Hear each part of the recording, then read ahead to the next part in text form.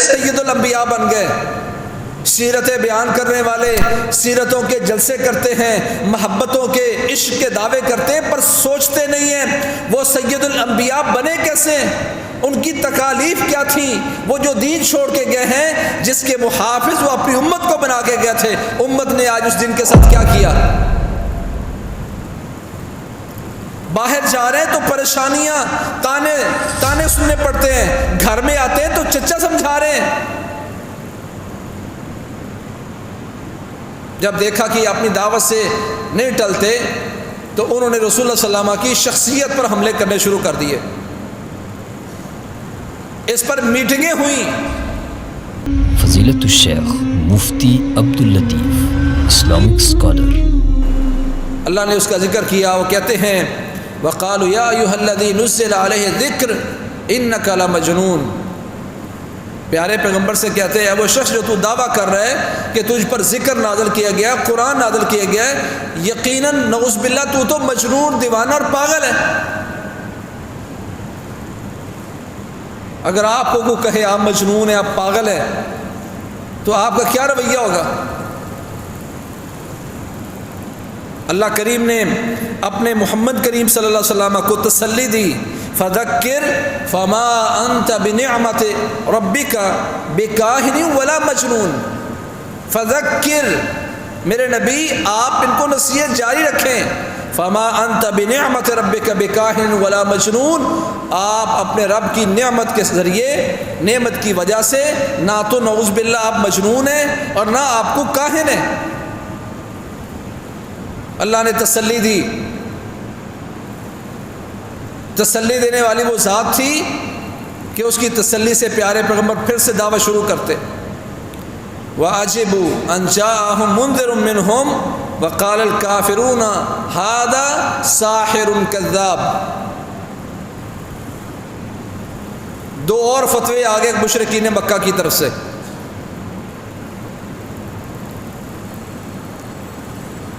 وہ فتوے کیا ہیں؟ وہ کہتے ہیں نعوذ باللہ یہ محمد کریم صلی اللہ علیہ وسلم ساحر ہیں، کذاب ہیں، جادوگر ہیں، جھوٹے ہیں۔ اللہ کریم نے اس میں بھی تسلی دی کہ میرے نبی آپ ساحر نہیں ہیں، آپ کذاب نہیں ہیں، آپ سچے ہیں، جو بھی دعوت لے کے آتا ہے اس کے ساتھ یہی کچھ ہوتا ہے۔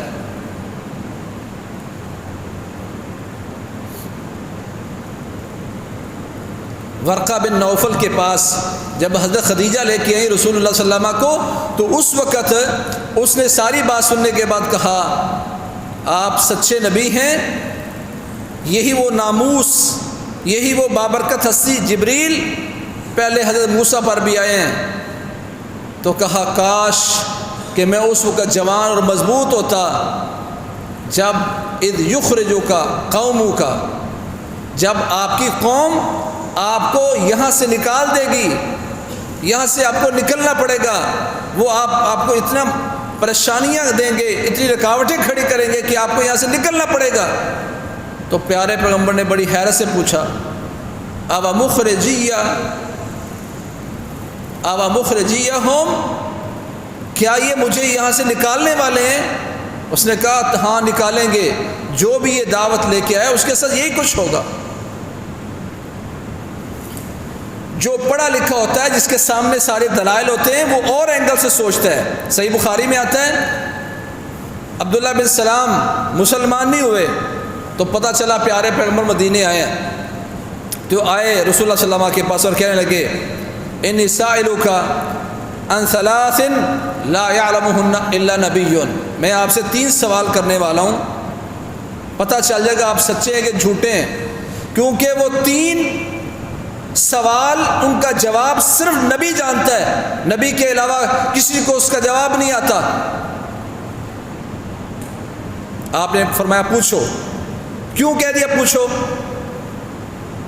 آپ تو پڑھے لکھے نہیں تھے، نہ لکھ سکتے تھے نہ پڑھ سکتے تھے، پھر اتنی بڑی بات کیسے کہی پوچھو؟ کیونکہ جو سکھانے والی ذات ہے اس پر یقین تھا کہ اس کا جواب نہیں آئے گا تو اللہ جبریل کے ذریعے اس کا جواب دیں گے۔ اس نے کہا جی 3 چیزیں پوچھنے والا ہوں، اول اشراط الساعہ وما اول طعام اہل الجنہ ومن ای شیء ینزل الولد الی ابیہ۔ میرے 3 سوال ہیں۔ پہلا سوال یہ ہے کہ بتاؤ کہ قیامت کی پہلی نشانی کیا ہے۔ دوسرا میرا سوال یہ ہے کہ بتاؤ جنتی پہلا کھانا کیا کھائیں گے، جنتیوں کی ضیافت مہمان نوازی کس کھانے سے ہوگی، پہلا کھانا کون سا ہے۔ اور تیسرا یہ بتاؤ کہ جو بچہ ماں یا باپ کے مشابہ ہوتا ہے اس کی وجہ کیا ہے۔ جو پڑھے لکھے ہوتے ہیں وہ اعتراض کرنے کی بجائے تو ایسا ہے تو ایسا ہے یہ کہنے کے بجائے علم کا حساب لگاتے ہیں، کیونکہ وہ عبداللہ بن سلام یہود کے بہت بڑے عالم تھے، ان کے علم میں تھا کہ یہ چیزیں صرف نبی جانتا ہے، سابقہ کتابوں میں موجود ہیں، اور نبی کے علاوہ یہاں رہنے والے مدینے والوں میں کسی کو پتہ نہیں ہے۔ تو رسول اللہ صلی اللہ علیہ وسلم نے اس کو فرمایا خبرنی بہن آنفا جبریل۔ یہاں سے ایک بہت بڑا مسئلہ بھی حل ہو گیا کہ پیارے پیغمبر عالم الغیب نہیں تھے۔ فرمایا خبرنی بہن الجبریل آنفا، ابھی مجھے جبریل نے خبر دی ہے۔ یہ دلیل اس بات کی کہ رسول اللہ صلی اللہ علیہ وسلم عالم الغیب نہیں تھے۔ عالم الغیب ہوتے تو فرماتے مجھے اس کا جواب بتاتا ہوں۔ کہ خبرنی بہن جبریل آنفا، ابھی مجھے جبریل نے ان 3 سوالوں کا جواب بتایا ہے۔ اور یہ رسول اللہ صلی اللہ علیہ وسلم کا طریقہ تھا، جب آپ سے پوچھا جاتا اور آپ کو اس کا جواب نہیں آتا آپ خاموشی اختیار کرتے حتیٰ کہ جبریل آتے اور آ کے بتاتے۔ یہودیوں نے سوال پوچھا روح کے بارے میں کہ روح کیا ہے۔ حضرت عبداللہ بن مسعود فرماتے ہیں پیارے پیغمبر کے ساتھ تھا، آپ کے ہاتھ میں ایک لاٹھی تھی اور میں نے دیکھا کہ آپ اسی حالت میں کھڑے ہیں کہ وہی آنا شروع ہو گئی۔ تو اس کے بعد فرمایا یسألونک عن الروح، یہ آیت آپ نے پڑھ کے یہودیوں کو سنائی، جو دلیل اس بات کی کہ پیارے پیغمبر کو اس کا جواب نہیں آتا تھا، اللہ نے قرآن بھیج کر اس کا جواب دیا۔ لوگوں نے پوچھا یا رسول اللہ بتائیں زمین میں سب سے بابرکت جگہ کون سی ہے۔ آپ نے فرمایا ابھی جبریل نے مجھے آ کے بتایا ہے کہ سب سے بہترین جگہ مسجدیں ہیں۔ ایک صحابی نے پوچھا یا رسول اللہ میں نے جبہ پہنا ہوا ہے، عمرے کا ارادہ ہے، خوشبو لگائی ہوئی ہے، تو میں کیا کروں؟ آپ نے اس کا کوئی جواب نہیں دیا حتیٰ کہ آپ کے سر پر چادر تھی، پسینہ چھوٹ رہا ہے، خراٹوں کی آواز آ رہی ہے۔ پھر آپ نے فرمایا کہاں ہے وہ لوگ، اس کو بلاؤ، کہاں ہے وہ بندہ جس نے سوال کیا تھا۔ یہ دلائل ہیں کہ رسول اللہ صلی اللہ علیہ وسلم کو اس کا علم نہیں تھا، جبریل آیا تو بتایا۔ یہاں بھی کہا خبرن بہن آنفا جبریل، ابھی جبریل نے آ کے ان 3 سوالوں کا مجھے جواب دیا ہے۔ پڑھا لکھا اعتراض کرنے کے بجائے علمی بات کرتا ہے، دلیل مانگتا ہے۔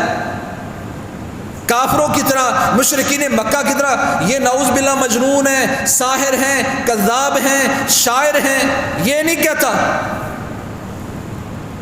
آپ نے فرمایا مجھے ابھی جبریل نے یہ بات بتائی ہے۔ تو یہود کا ذہن کیا تھا کہ یہ جبریل نعوذ باللہ یہودیوں کے دشمن ہے۔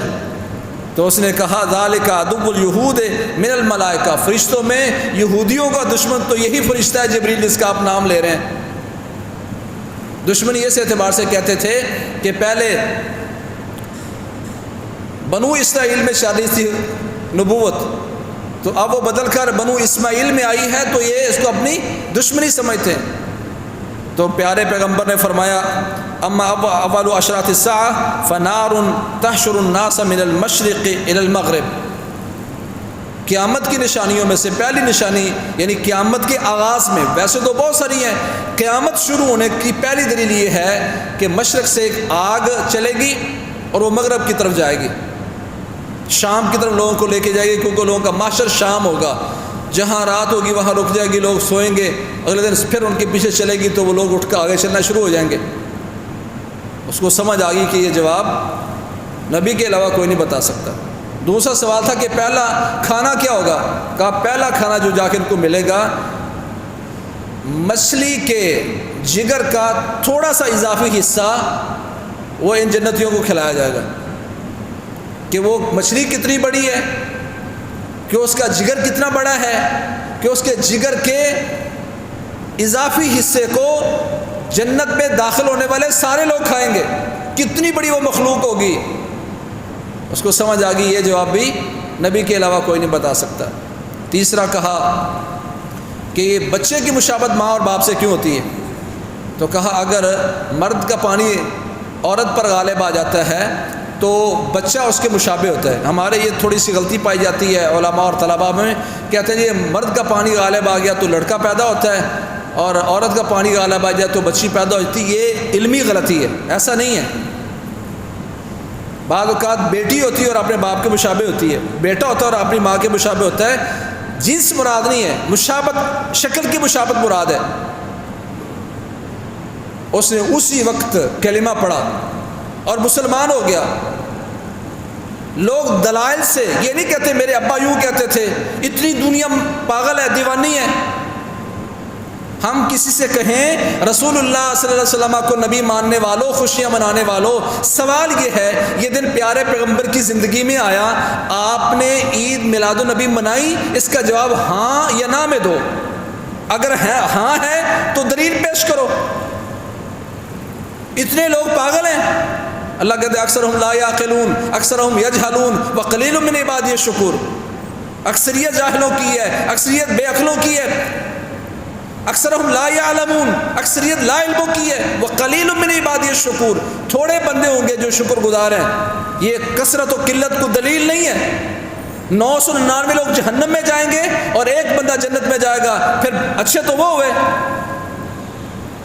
صحیح بخاری میں موجود ہے، کہا تم میں سے میرے صحابہ، اس امت میں سے، صحابہ پریشان ہو گئے، یا رسول اللہ یہ کیا عدد ہے 999 جہنم میں اور ایک جنت میں؟ کہا پریشان نہیں ہونا، وہ 999 یاجوج ماجوج میں سے جائیں گے اور اس کے مقابلے میں اس امت کا اور مسلمانوں کا اور مومنوں کا ایک بندہ ہوگا، اتنی تعداد ہوگی۔ تو پھر اکثریت کن کی ہوئی؟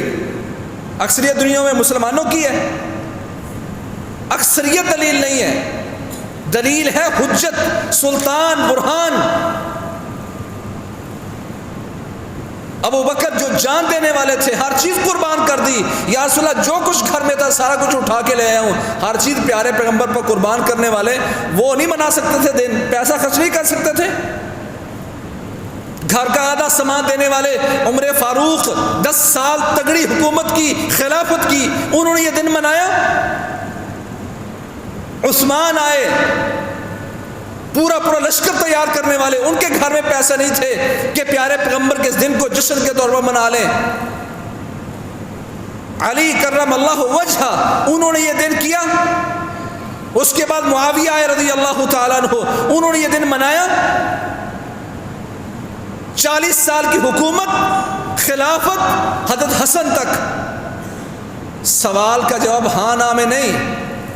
قرآن کی آیتیں پڑھیں گے، پیارے پیغمبر کی حدیثیں پڑھیں گے، واللہ یہ تو دلیل اس بات کی کہ ان آیتوں کا مفہوم امت اسلامیہ کو سمجھ آ گیا، نعوذ باللہ ابو بکر کو سمجھ نہیں آیا تھا۔ 4 بڑے خلیفے، پہلے 2 سسر ہیں اور دوسرے 2 داماد ہیں۔ ابو بکر و عمر سسر ہیں رسول اللہ صلی اللہ علیہ وسلم کے، عثمان و علی داماد ہیں رسول اللہ صلی اللہ علیہ وسلم کے۔ ان چاروں نے اگر یہ دن منایا ہے، دلیل پیش کرو۔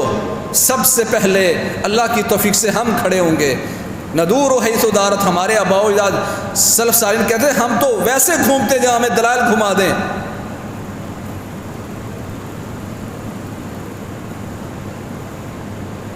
عقل مند دلیل سے مانتا ہے۔ جب پتہ چل گیا دلیل ٹھیک ہے، اسی وقت عبداللہ بن سلام رضی اللہ تعالیٰ نے کلمہ پڑھا اور مسلمان ہو گئے۔ پر اعتراض کرنے والا اعتراض کیا کرتا ہے؟ رسول اللہ صلی اللہ علیہ وسلم کی شخصیت پر اعتراض کیا اور کہنے لگے وَيَقُولُونَ أَإِنَّا لَتَارِكُوا آلِهَتِنَا لِشَاعِرٍ مَجْنُونَ۔ اچھا نعوذ باللہ، اس شاعر اور مجنون کی وجہ سے ہم لات منات عزا ان کو چھوڑ دیں؟ یہ کیا دلیل ہے؟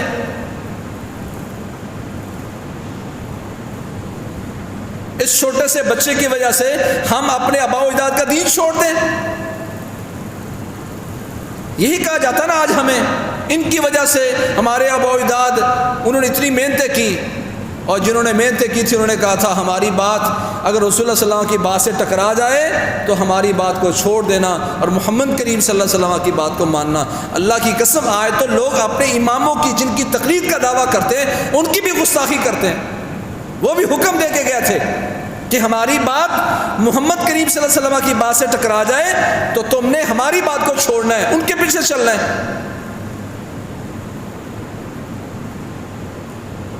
یہی وہ کہتے تھے، اپنے معبود چھوڑ دیں، بزرگ چھوڑ دیں، اور بڑی معذرت کے ساتھ وہ بتوں کی پوجا نہیں کرتے تھے۔ آپ سمجھیں گے وہ پتھر کی پوجا کرتے تھے، پتھر کی پوجا کرتے تو پھر پہاڑوں کو سجدہ کرتے۔ ان بتوں سے انہوں نے اپنے بزرگوں کی مورتیاں بنا رکھی تھی، لات منات حبا لات منات حبل عزا، یہ جو بڑے بڑے ان کے بت تھے کس چیز کے تھے؟ شخصیت کے تھے۔ یہ لات ہے، یہ منات ہے، یہ عزا ہے، یہ حبل ہے۔ وَقَالُوا لَا تَذَرُنَّ آلِهَتَكُمْ وَدًّا وَلَا سُوَاعًا وَلَا يَغُوثَ وَيَعُوقَ وَنَسْرًا، یہ بھی بزرگ تھے۔ مورتیاں جن کی پوجا جاتی ہیں، اور یاد رکھنا اگر اس میں اللہ کی شان کو نہ پہچانا گیا اور توحید کو نہ پہچانا گیا تو یہ بڑے بڑے بزرگ ان کی تصویریں ہمارے گھروں میں داخل ہوں گی، اور ایک وقت آئے گا کہ اس کے سامنے سجدے کیے جائیں گے۔ دعوت تھی یہ رسول اللہ صلی اللہ علیہ وسلم کی، تو انہوں نے دلیل سے نہیں کہا اس نعوذ باللہ شاعر و مجنون کی وجہ سے اپنے معبود چھوڑ دیں۔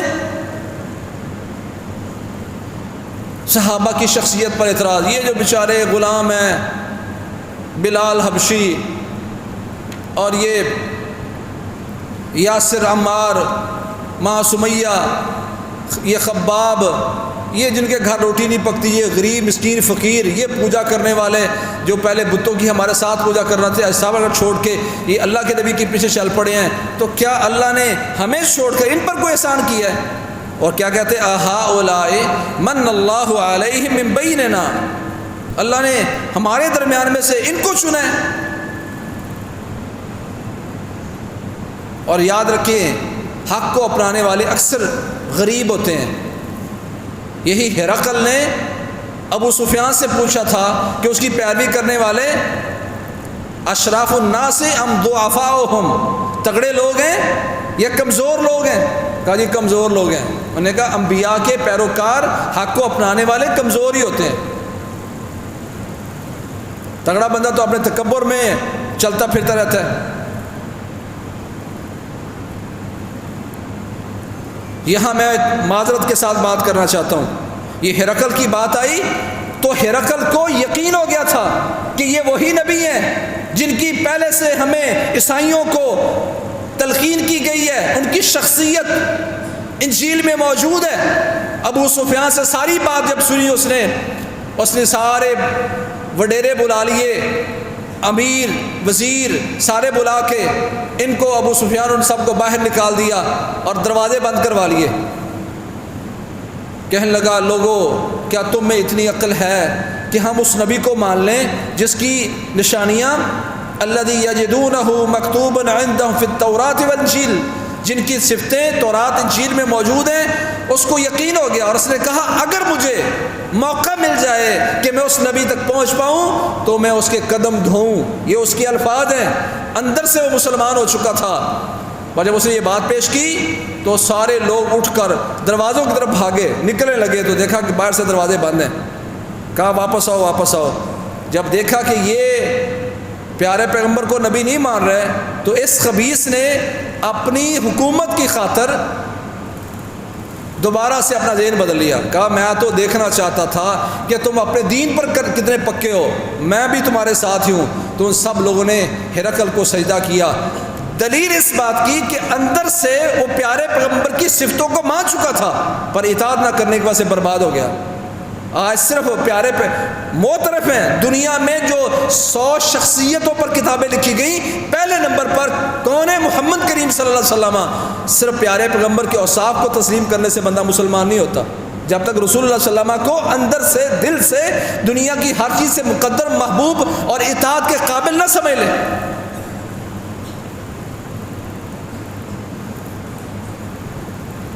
کہنے لگے یہ لوگ ہیں جن پر اللہ نے احسان کیا ہمیں چھوڑ کر.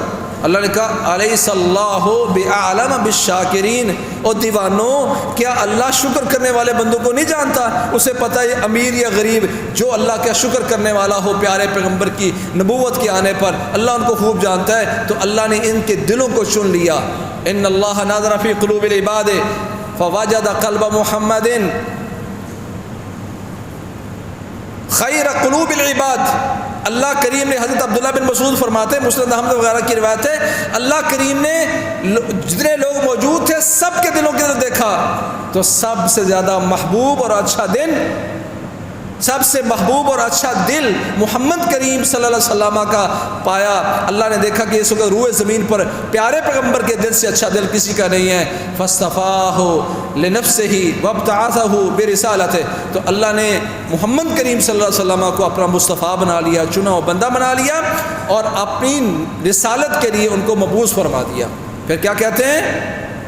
ثم نظر فی قلوب العباد بعد قلب محمد صلی اللہ علیہ وسلم فوجد قلوب اصحاب النبی صلی اللہ علیہ وسلم خیر قلوب العباد.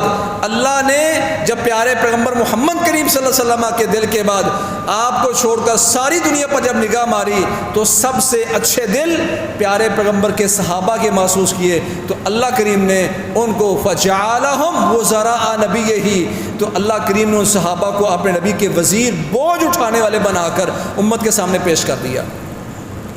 الیس اللہ بعالم بالشاکرین، جن کے دل سب سے اچھے تھے، خوبصورت تھے، دین کو ماننے والے تھے، پیارے پیغمبر کا کلمہ پڑھنے والے تھے، اللہ نے ان کو چن کر ساری دنیا کا سردار بنا دیا اور ان کے ایمان کو ہمارے لیے معیار اور دلیل بنا دیا. پیارے پیغمبر کی شخصیت پر حملے، پیارے پیغمبر کی دعوت پر حملے، پیارے پیغمبر کے صحابہ پر. ان الذين اجرموا كانوا من الذين امنوا يضحكون واذا مروا بهم يتغامزون واذا انقلبوا الى اهلهم انقلبوا فكهين واذا راهم قالوا ان هؤلاء لضالون وما ارسلوا عليهم حافظين فاليوم الذين امنوا من الكفار يضحكون على الارائك ينظرون هل ثوب الكفار ما كانوا يفعلون. اللہ نے منظر کشی کی. میرے نبی کے صحابہ وہ کہیں سے گزرتے تھے تو مجرم کہتے تھے، صحابہ کو دیکھ کر ان پر ایک دوسرے کو آنکھیں مارتے تھے، دیکھو یہ جا رہے ہیں، یہ گمراہ جا رہے ہیں، اتراتے تو ان پر تنقیدیں کرتے ہیں. پیارے پیغمبر کی شخصیت پر باتیں، پیارے پیغمبر کے صحابہ پر اور ان کی بات پر تنقید. تو یہ اسلام نے طریقہ بتایا کہ جو حق کی دعوت لے کے اٹھے گا لوگ اس کی شخصیت پر بھی اعتراض کریں گے، اس کی دعوت پر بھی اعتراض کریں گے اور ان کے پیروکاروں پر بھی اعتراض کریں گے. پر جو عقل مند ہوتا ہے وہ دلیل مانگتا ہے، جیسے عبداللہ بن سلام نے مانگی. تو پہلا ان کا حملہ پیارے پیغمبر اور ان کے پیروکاروں پر تنقید تھا، اور آج کو پیارے پیغمبر پر تنقید نہیں کرتا تو ان کے صحابہ پر تنقید کر کے نعوذ باللہ ڈائریکٹ وہ جرت نہیں کرتے کہ پیارے پیغمبر پر تنقید کریں. ان ڈائریکٹ وہ چاہتے ہیں جس کے ساتھی گندے نعوذ باللہ وہ خود کیسا ہوگا، یہ نظریہ امت کو دیا جاتا. تو یہ مشرکین مکہ کا وتیرہ تھا، مسلمان کلمہ پڑھنے والے کا وتیرہ نہیں ہے. تو یہ انہوں نے رسول اللہ صلی اللہ علیہ وسلم کی دعوت میں رکاوٹ پیدا کرنے کا یہ پہلا ہتھ کنڈا تھا جو انہوں نے شروع کیا. مزید رکاوٹیں کیسے پیدا کیں اور پیارے پیغمبر کی دعوت پر کیسے تنقید کی، اس پر ہم بات کریں گے. مشکلات کیا آئیں، پریشانیاں کیا آئیں، تکلیفیں کیا اٹھائیں. دین ایسے نہیں ہم تک پہنچ گیا. رات کو اٹھ کر رو رو کر دعائیں کرنے والے نبی، وہ ہمارے لیے کیسے خیر خواہ تھے. جو کتاب ان پر نازل ہوئی اس پر کیسے تنقید کی گئی، خود بنا لی انہوں نے، خود گھاڑ لی انہوں نے، بڑی باتیں کی. اس پر ہم تفصیل سے بات کریں گے.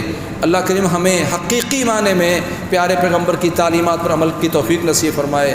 حقیقی معنی میں ہمیں پیارے پیغمبر کا محب، مطیع، فرما بردار بننے کی توفیق نصیب فرمائے.